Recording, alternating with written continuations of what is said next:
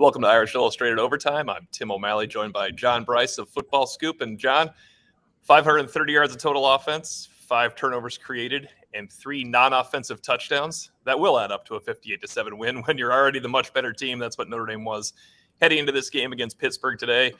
And it was a second half celebration, really. 17-0 at the half, and then an absolute obliteration of the Panthers in the second stanza. And we were really close to seeing that obliteration completely unfold in the first half, despite it being relatively close, and Notre Dame only pushing it to 17-0 at the half on the last play of the half with that Spencer Schrader field goal. You never felt like the Irish were not in command. And again, as we noted earlier, Sam Hartman, 8 of 10 in the first quarter, had a couple of unfortunate interceptions, one ball a tipped ball, one ball Rico Flores got completely redirected. Almost looked like a hockey check, no penalty. And then the Pitt guy undercut the throw and made a great pick after he'd gotten away with the hook there. But again, a complete performance for Notre Dame. You get 288 passing yards from Sam Hartman, but 2 picks and no touchdowns. And without seeing the final score, you hear those numbers and you think, man, I bet Notre Dame was in a dogfight. No, Notre Dame ran the dogs all over Pittsburgh today. Yeah, it's interesting. I want to pull up the drive chart, and it was even better than I thought for Notre Dame, but more frustrating for Notre Dame fans at home even, probably, when you think about this. Here's where Notre Dame ended their drives. The Pitt 32 with an interception, which was a deep shot. The Pitt 16 when they had first and goal at the 10. Tip pass, but a bad pass by Sam Hartman as well for the interception. Punting from the Pitt 36 because of losing yardage on third down. A touchdown off of an interception. A punt from the Pitt 46-yard line, once again in Pitt territory, and down to the 5-yard line, and they had to settle for a field goal basically because they ran out of time. With about 12 seconds left, Notre Dame let the clock roll down to 12 seconds. Marcus Freeman said he knew he was going to take one shot at the end zone. A penalty pushed him back.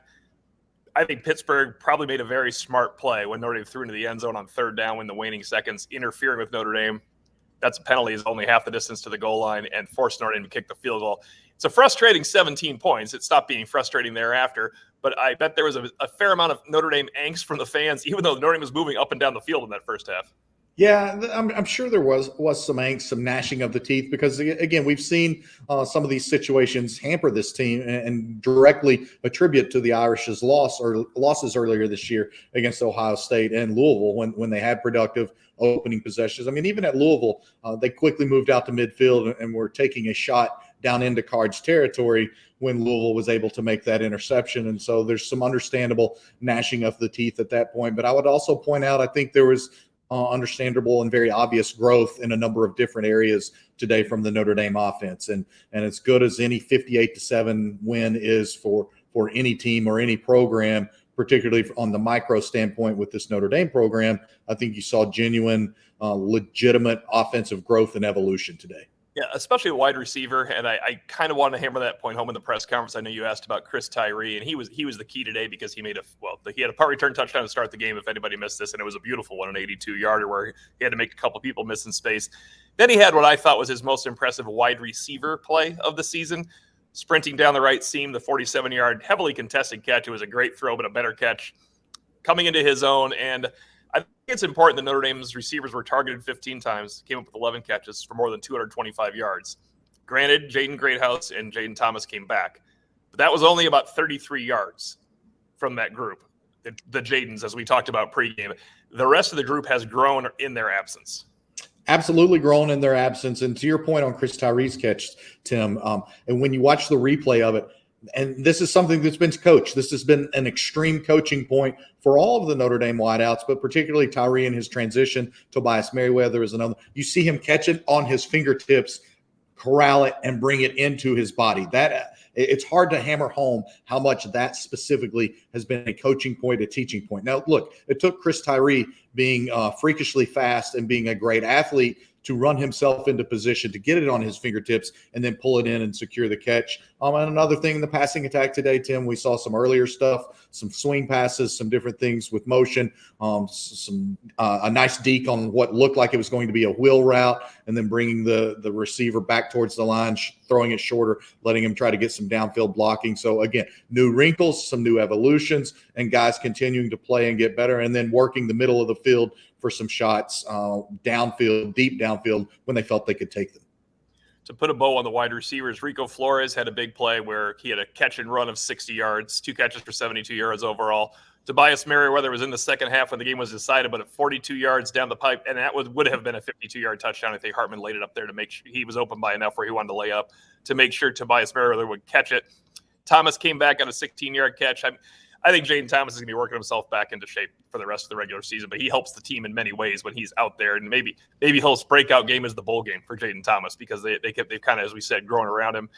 Jordan Faison with a catch, Braylon James with a late catch. I know that'll make a lot of the recruiting fans happy because it was a third down play too. That's going to help Braylon James's confidence. It's a third down to keep the chains moving. Sets up a Cooper Flanagan touchdown.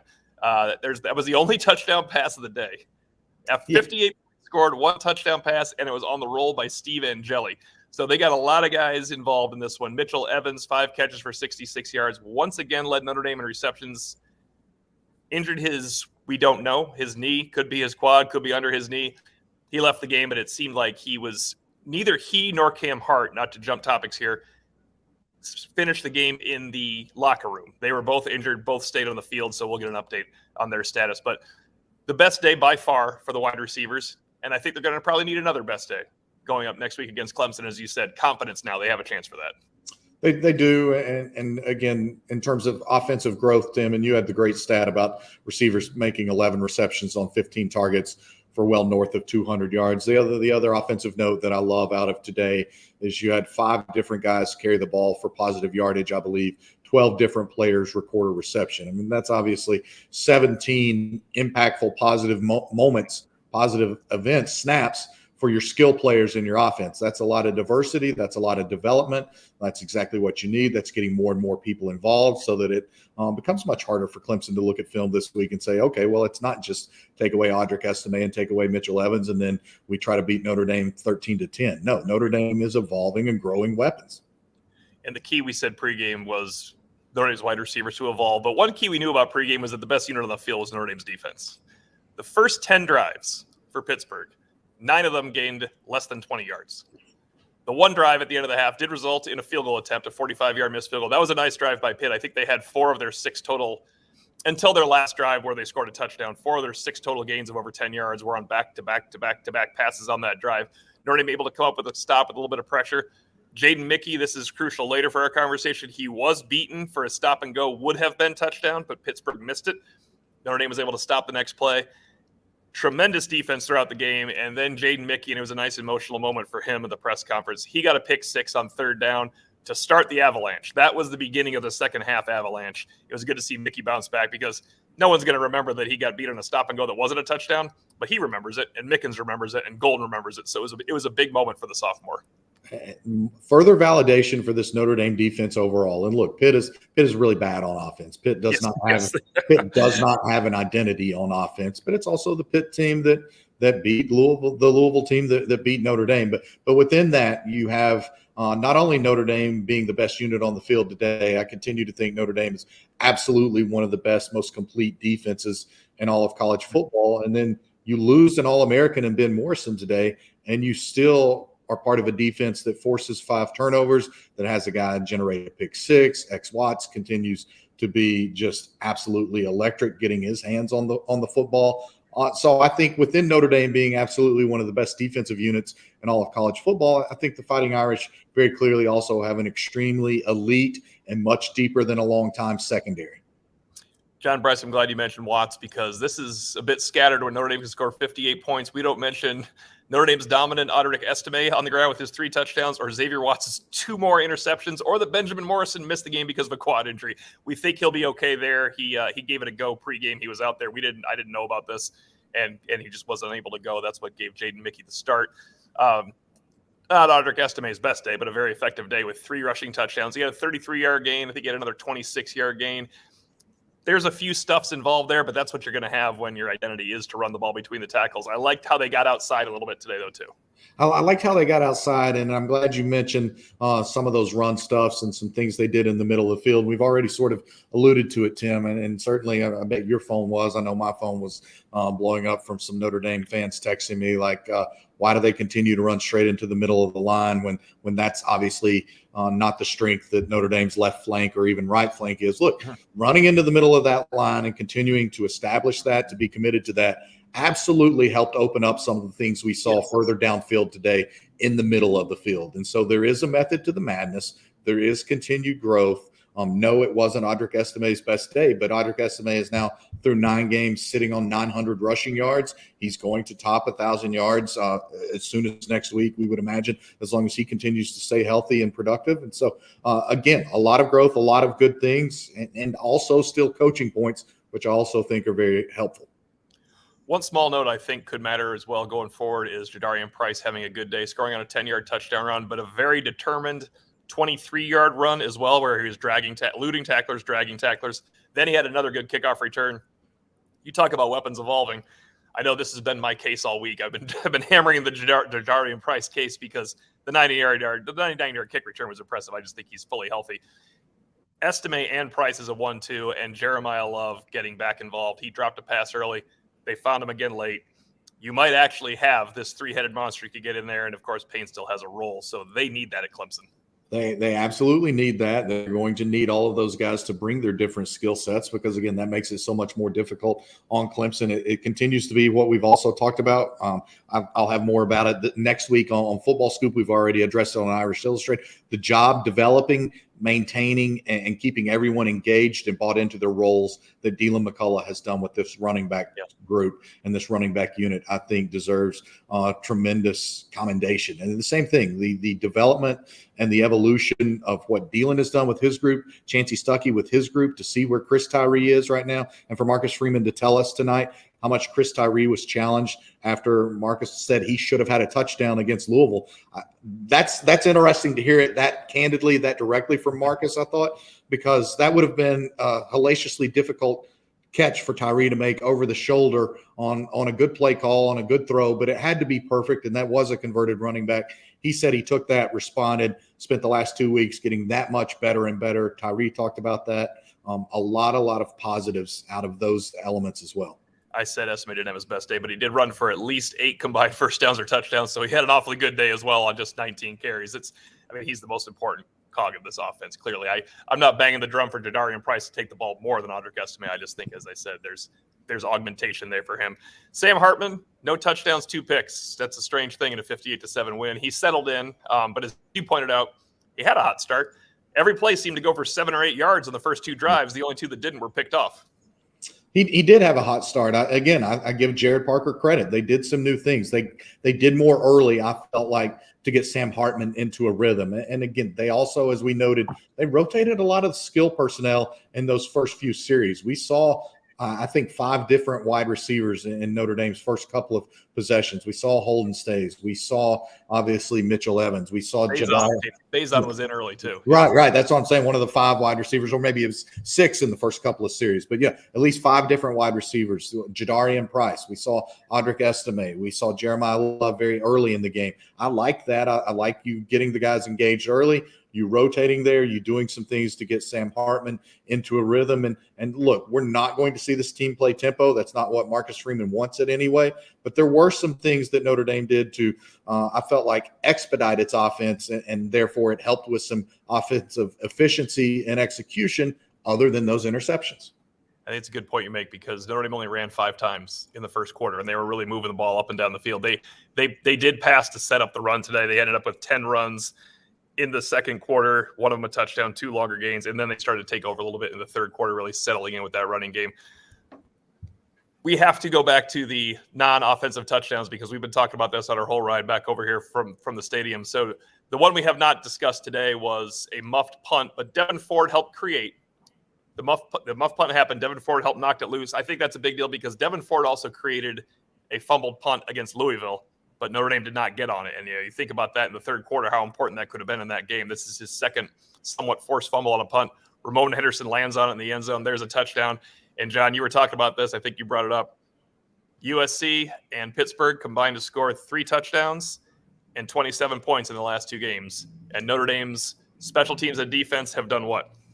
Yeah, exactly. Thank you so much for the perfect segue. Notre Dame's special teams and defense now responsible for 5 touchdowns in the last 2 games. So Notre Dame, without an offensive score, has outscored its opposition combined, USC and Pittsburgh. I just think that's a beautiful, brilliant stat, particularly if you are Notre Dame. When you factor in how explosive that USC team is, needing a tremendous late rally today to get a 50-49 win at California. Again, this being a Pitt team, not great offensively, but had found a way to be good enough to beat Louisville, that should have beaten Cincinnati, that could have beaten West Virginia, and yet Notre Dame 5 non-offensive touchdowns, 2 different phases of special teams, 3 different defensive scores, or 3 different phases of special teams, because a punt return, a kick return, and a muffed punt fumble recovery by Ramon Henderson in the end zone, and then a couple of defensive scores in there. That's as beautifully complementary football as you can possibly get.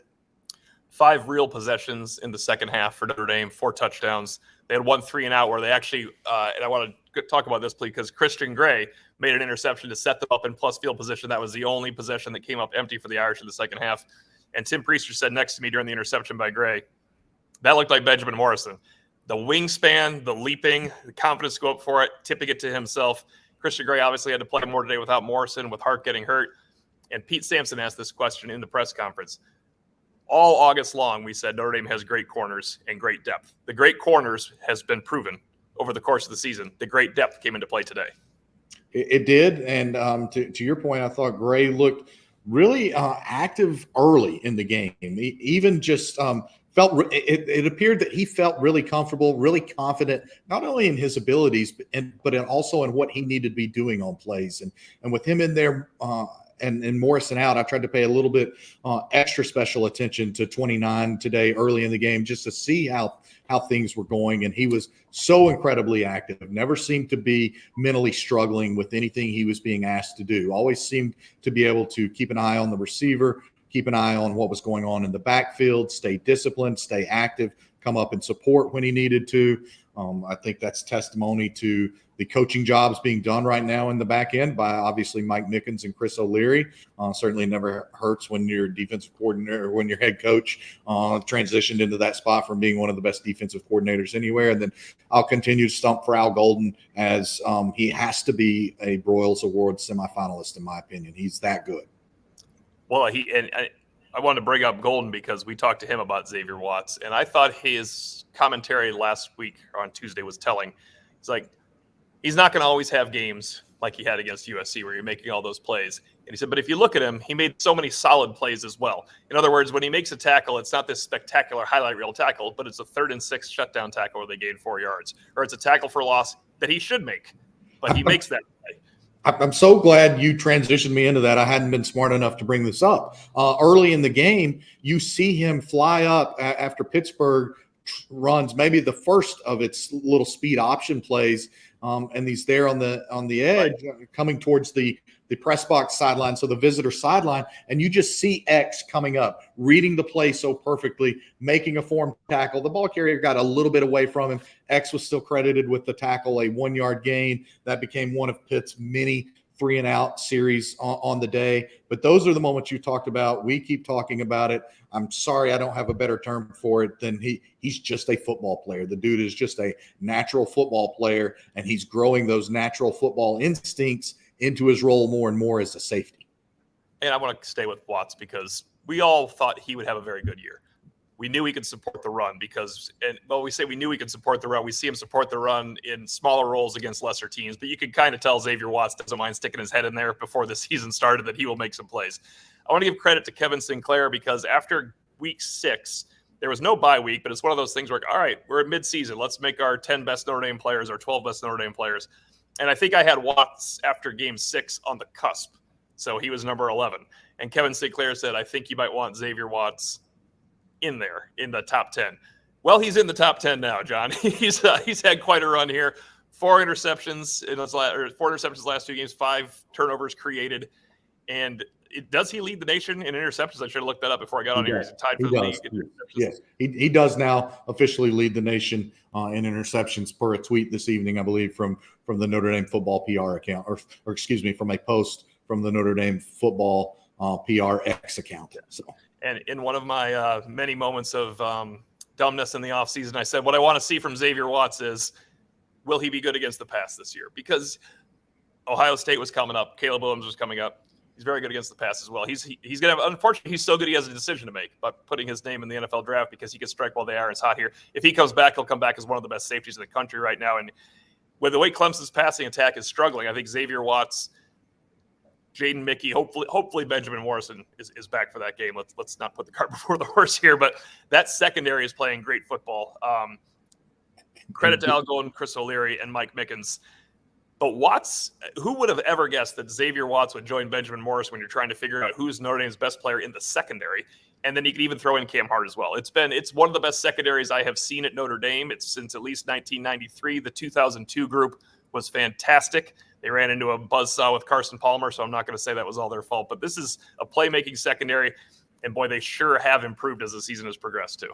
Yeah, and if you had said, like, coming out of this game, game number 9, that because of the secondary play in the past 2 games against USC at Pitt, you feel like Notre Dame has really had someone emerge as a potential All-America candidate in its secondary, you would have been, oh, well, of course, yeah, because they have Ben Morrison. No, like, Ben Morrison has been good. People are scared to throw at Ben Morrison most weeks. But Xavier Watts has made himself absolutely a national All-America candidate with what he's done in back-to-back weeks against then undefeated USC, back-to-back games against then undefeated USC, and then obviously again today against Pittsburgh. Also, I would point out that there's no accident that the Notre Dame defense is finding better ways to get pressure on the quarterback, and that's creating some of these opportunities. And particularly today, maybe it was X's first pick. The quarterback just had to get rid of it in a hurry, threw a deep shot downfield. X read it. An easy one. Went over and played center field beautifully. But again, that's complementary football, not only as a whole team from offense, defense to special teams, but that's complementary football within the framework of the defense. I know you spent a lot of time with Chris Tyree, and every media member enjoys talking to him. He's such a mature, unselfish player. But we have to bring this up on the podcast because Chris Tyree obviously had a kick return touchdown against Wisconsin, and this year he now has a punt return touchdown, a reception for a touchdown, and he had rushing scores previously in his career. Tim Brown, Rocket Ishmael, Julius Jones, Chris Tyree. We believe those are the only 4 in Notre Dame history to do that. I've been searching frantically because I thought I could find some more in my mind, but there's always somebody. Golden Tate is missing one when somebody jumps online here and is wondering if Golden Tate's one of them. That's pretty impressive company.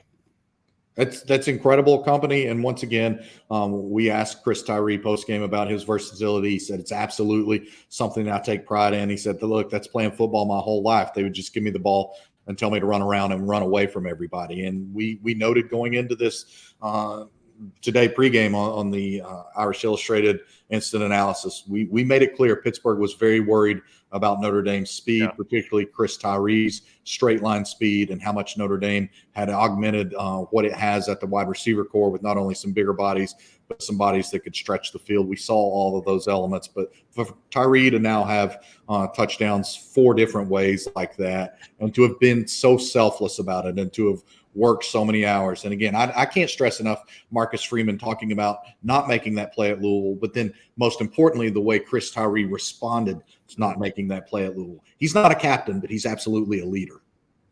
Yeah, there's a couple of points here in the comments I don't disagree with. Clint Novak says Pitt was the worst offense Indy has played all season. I do agree with you, Clint Novak. That was the worst offense that they saw this season. It will be the worst offense they see this season as well. Nate Snyder has a question. I don't think we think something's wrong here, but it's something to delve into a little bit. What's wrong with Hartman? He asks. He just doesn't seem like himself. Do you think it's the knee? Any residual from the Central Michigan knee?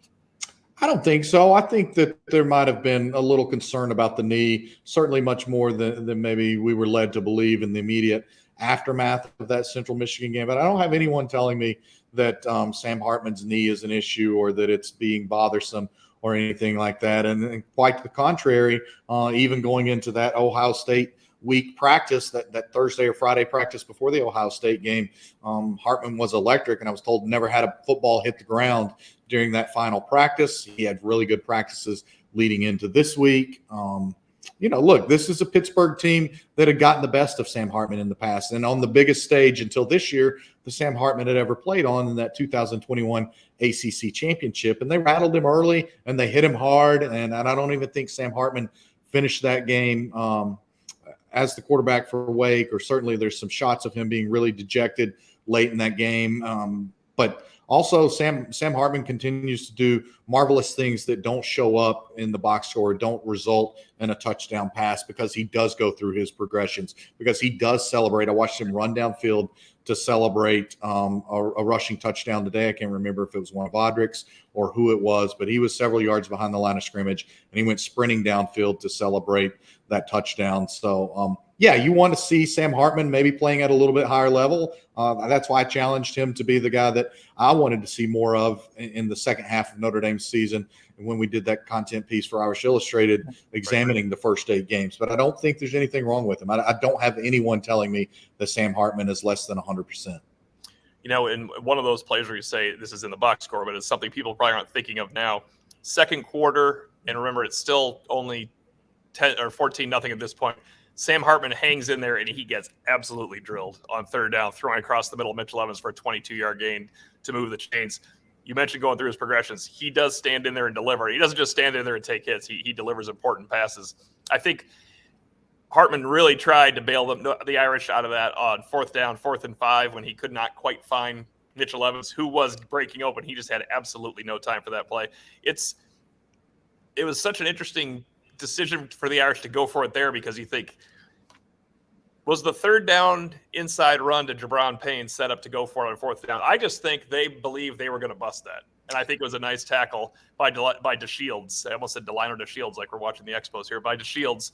I think they thought Payne might break one, and there was just one missed backside block on that play. Nice reference to Les Expos. As a baseball nut, I much appreciate that. When you watch that, either you or Priester would have to get that one. There's no problem there. When you watch that play live, and I was sitting next to Douglas Farmer, and when it first popped, I go, "Ooh!" And because I thought it was going to be a big gain, and the Pitt guy just worked left to right and made a great tackle of Jabron Payne. You wonder, could he have made that tackle if it had been executed exactly the same, but it was Jeremiah Love instead of Jabron Payne? But there's a trust factor there with Jabron Payne that he's earned. I thought it was set up and executed to give Notre Dame a chance for a chunk play right there. I also felt Notre Dame believed it could execute that play and go for it on 4th down if it decided it wanted to do so. I keep track of a lot of things during the game. And, of course, with about 7 minutes left in this one, you have to draw a line where it goes to backup duty versus starter duty. But Notre Dame's coverage wins. I had Thomas Harper for a pair, Clarence Lewis for one on 3rd down, Ramon Henderson. If you make a tackle short of the sticks on 3rd down, that's a coverage win as well. Ramon Henderson with one. We already talked about Xavier Watts, Jaden Mickey with 2 apiece. Actually, 3 for Jaden Mickey. Christian Gray's interception.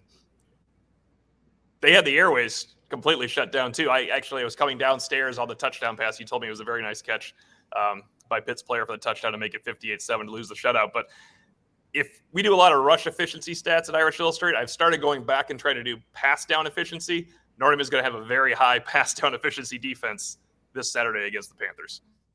Incredibly high pass down efficiency defense against the Pitt Panthers. Again, incredible depth, rotation, development, and I know we're coming up on 30 minutes here and don't have too terribly much time left to visit Tim, but I do want to take this time to point out something I tweeted after the game, and that is now in back-to-back weeks, Marcus Freeman, or back-to-back games, I keep forgetting the bye week, in back-to-back games now, Marcus Freeman has handed Lincoln Riley the worst loss of his coaching career, and now handed Pat Narduzzi the worst loss of his head coaching career. The previous for Narduzzi being a 51-6 loss, I believe, against Penn State, maybe in 2018.